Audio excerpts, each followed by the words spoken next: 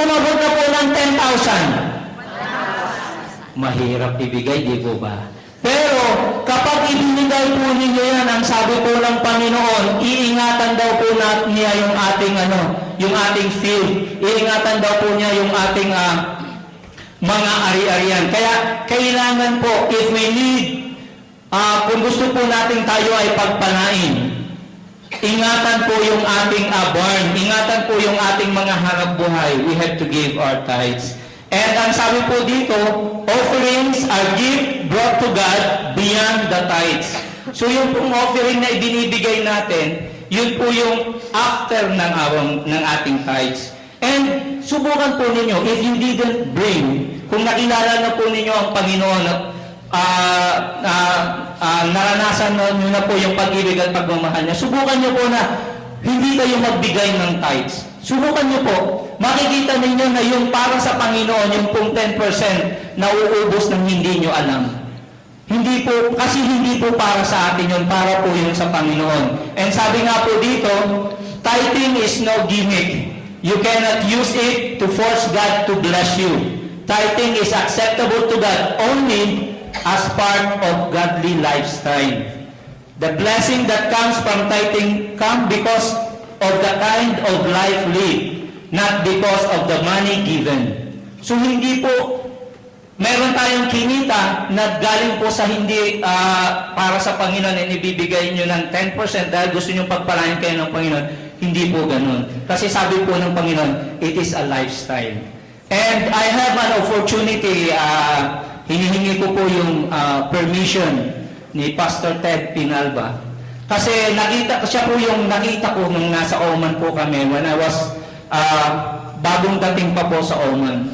And nakita ko po yung buhay niya and nagpupuri po ako sa Panginoon dahil doon po sa buhay niya. Yun po yung nakita ko and I pray na talaga pong kung papaano sila magbigay sa Panginoon. And purihin po natin ang Panginoon sa buhay po ng ating pastor. Talaga po na patuloy siyang ginagamit ang buong pamilya niya sa paglilingkod sa Panginoon. And we invite our congregation to give our tithes.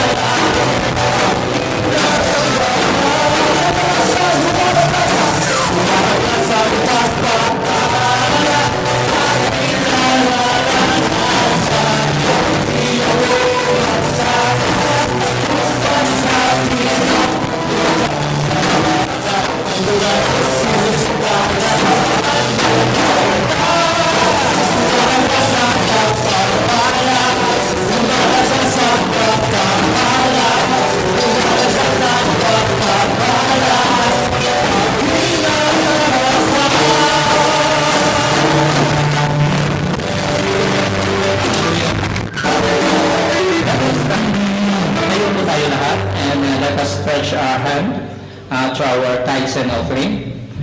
Father, once again, we thank you, Lord, for this blessing that you have given to us, O Lord God. We thank you, Lord, for these tithes, for these offerings, O Lord God, that you have given us opportunity, O Lord God, to give to you, O Lord God.